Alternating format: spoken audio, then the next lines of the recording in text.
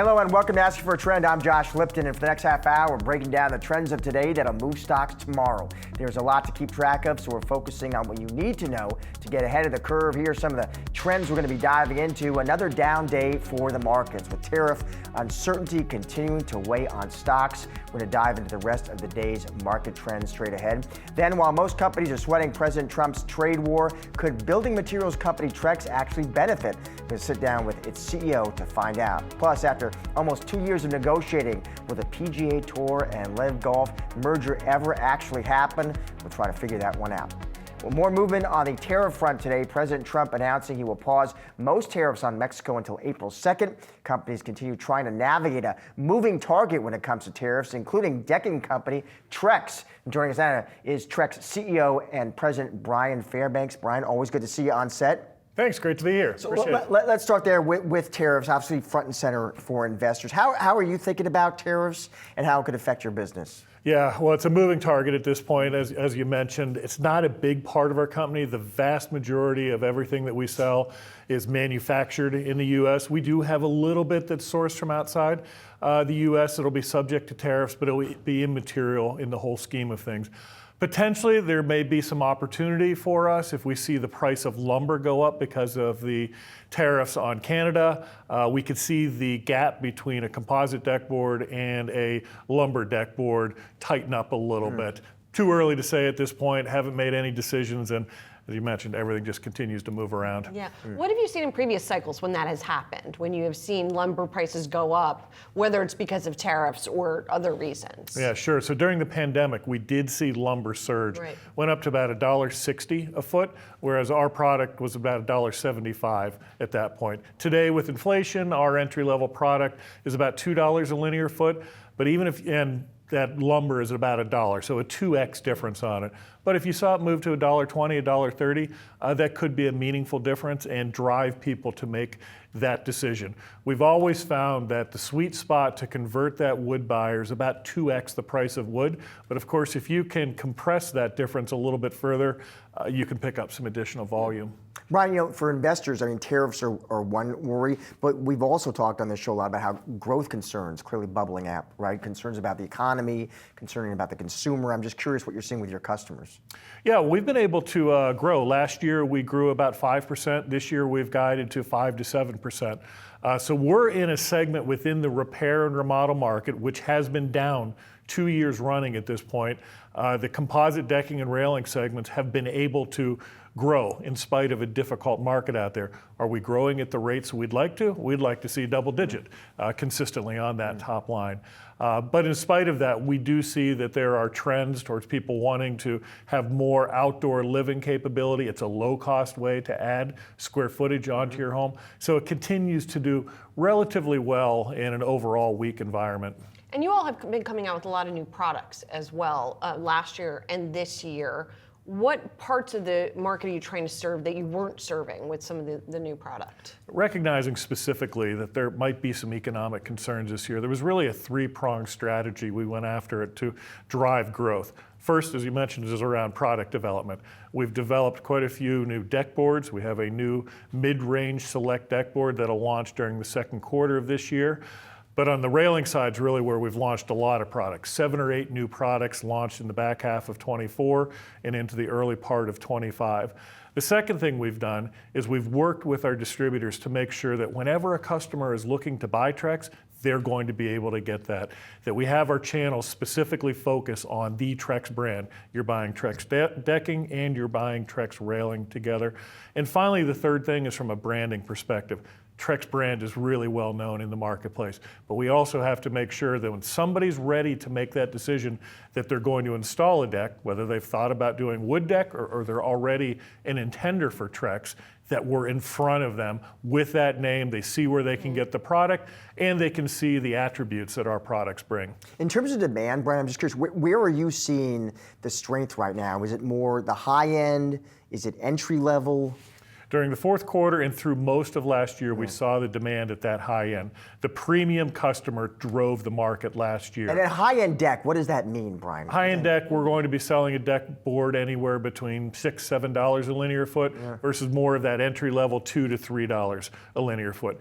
Premium deck boards with contractor install did very well last year. Now, interestingly, during the fourth quarter, we saw that high end hold up well, but we sequentially saw that entry level improve. We saw consumer confidence improve. That's turned a little bit as we moved through January. So too difficult to tell where things are for the first quarter right now. But we were encouraged with some of the results of what we saw in the fourth quarter. Interesting. You know what someday I want to see? I want to see Brian's deck.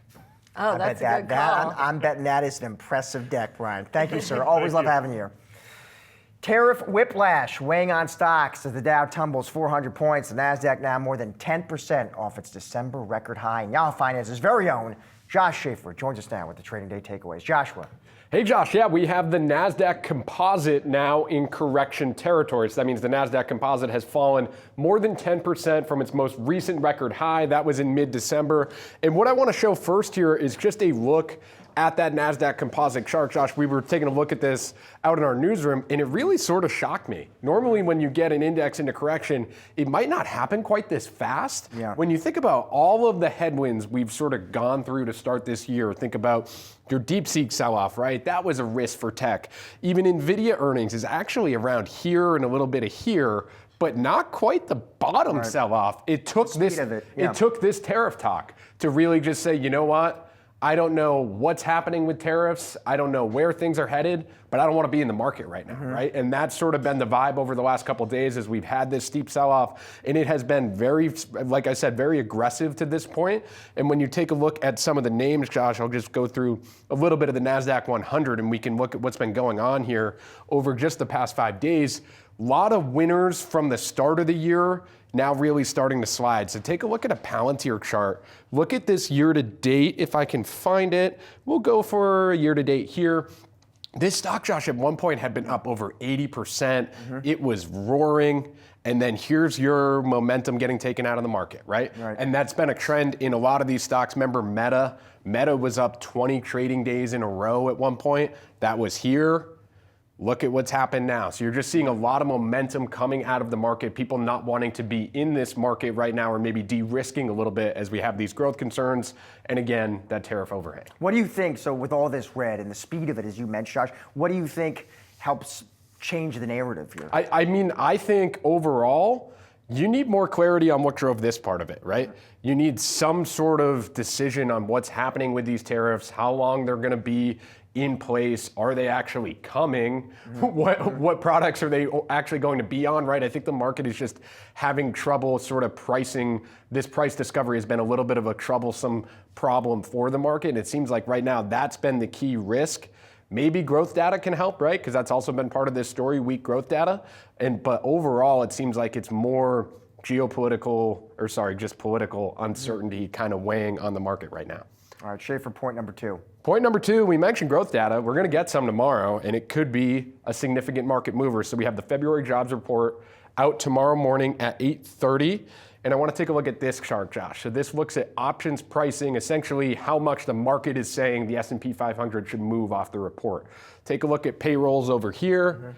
Expected to be the biggest move of any of the risk events that Citi's highlighting in this chart. Stuart Kaiser told us he thinks it's going to be, or it's priced to be the biggest move on a jobs day in about 2 years. So when that report hits, you think are there certain data points, certain key metrics where you think, okay, this is what you'll be glued to, this is what can move the market? Yeah, so I think there's 2 sort of key numbers. So remember, the story has been economic data coming in weaker than expected, sending stocks lower, right? So net, you want a stronger than expected jobs report. So the expectations are for 160,000 non-farm payrolls to be added and for the unemployment rate to stay flat. If you get that, maybe things are okay. The risk question is, and people generally have strategists have argued this week, the risk is probably to the downside given the concerns about growth. If unemployment goes to 4.1, if it goes to 4.2, if unemployment is higher than that 4%, that could be a big risk. And then if you see job growth less than maybe about 125,000, if jobs are significantly lower than expected, also a pretty big risk to markets. We'll wait and see. Thank you, Josh. Appreciate it. Stick around. Much more Ask for a Trend right on the other side. Despite countless hours spent trying to find common ground and even a meeting last month with President Trump, the PGA Tour and LIV Golf have still not merged. That's nearly 2 years after announcing plans to do so. Earlier this week, Yahoo Finance's Brad Smith caught up with PGA Tour golfer Justin Rose. Here's what he had to say about that merger. You've got a lot of talent having gone to LIV, a lot of talent still on the PGA Tour. I think that's been frustrating for the golf fan. They would like to see us come together so you really know who's the best, and you want to see the best playing against each other all the time. The majors have ultimately been the biggest winner of that because those are the few events a year that we do tend to come together. But I think as a tour, it would be great to figure it out, but I still think there's a lot of work to do on what's the product before we can come together in a seamless fashion. Joining us now is Joe Pompliano, Yahoo Finance Sports Report host. Joe, this week Rory McIlroy said the planned merger doesn't feel any closer. I will be honest, Joe, I don't play golf. I don't watch golf, Joe. Explain this to me like the rookie that I am. Why is this deal not getting done? What are the issues here? Well, thanks for having me, Josh. And the funny part is you're probably in the same spot as a lot of traditional golf fans too, because as you said, this has been nearly 2 years in the making since that first agreement was announced. And it feels like little to no progress has been made. I mean, every single week we hear about the PGA Tour meeting with people from LIV Golf, both of them meeting with President Trump and so on.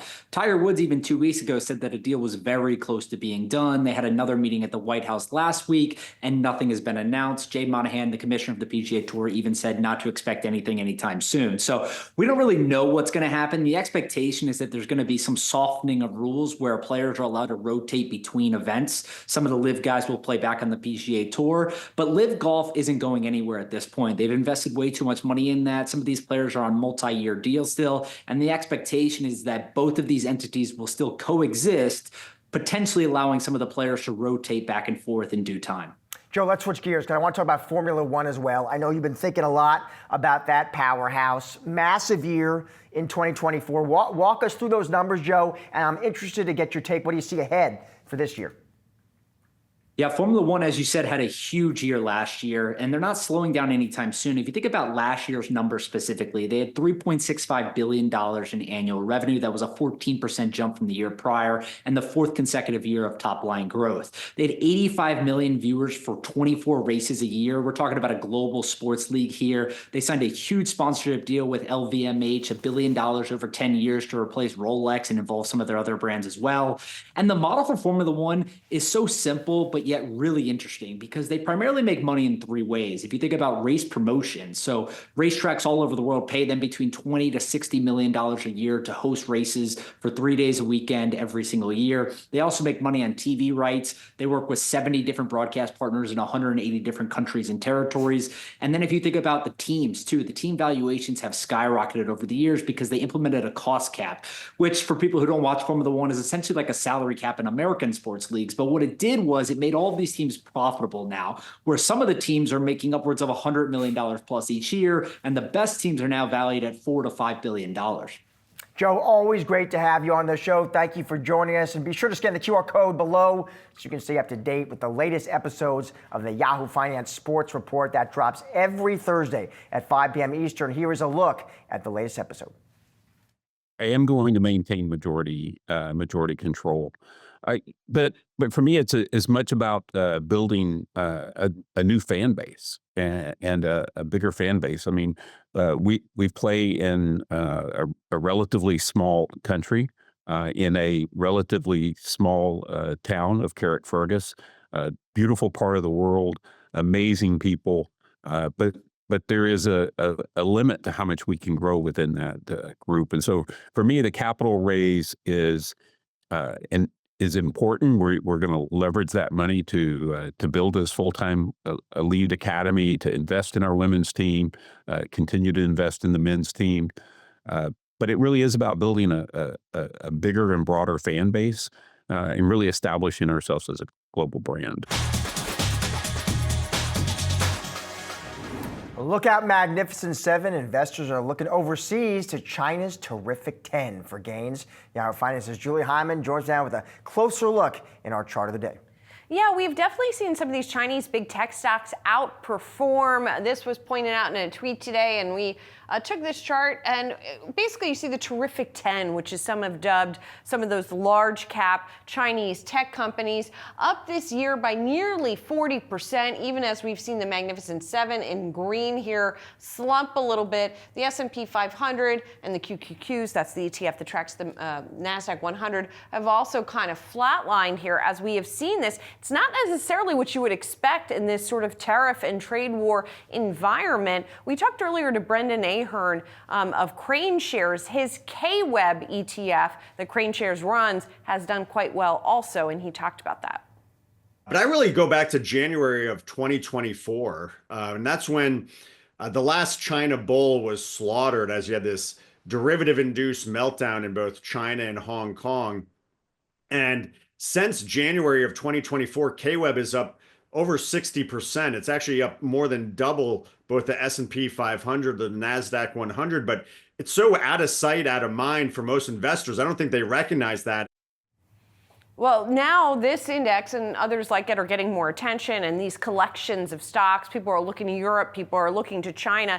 Now, as for the Terrific 10, what goes into the Terrific 10? Here's a list, and it's probably fluid to some extent. Alibaba, Tencent, Meituan, Xiaomi, BYD, JD, NetEase, Baidu, Geely, and SMIC, all on in that Terrific 10, if you will, or Tremendous 10, whatever you want to call it. When we talked to Ahern, he attributed the gains to a couple of things. He said, first of all, China is in a stimulative environment and cycle right now. Now, that stimulus at various times that the government has offered has been disappointing to investors. They have wanted more, but some investors think they've now finally gotten to that critical mass or amount of stimulus coming into the market. The other thing that Brendan talked about that was quite interesting was that DeepSeek was really a milestone for China and evidence that there could be that AI, that homegrown AI innovation without a reliance on the U.S., although as we know there are some questions about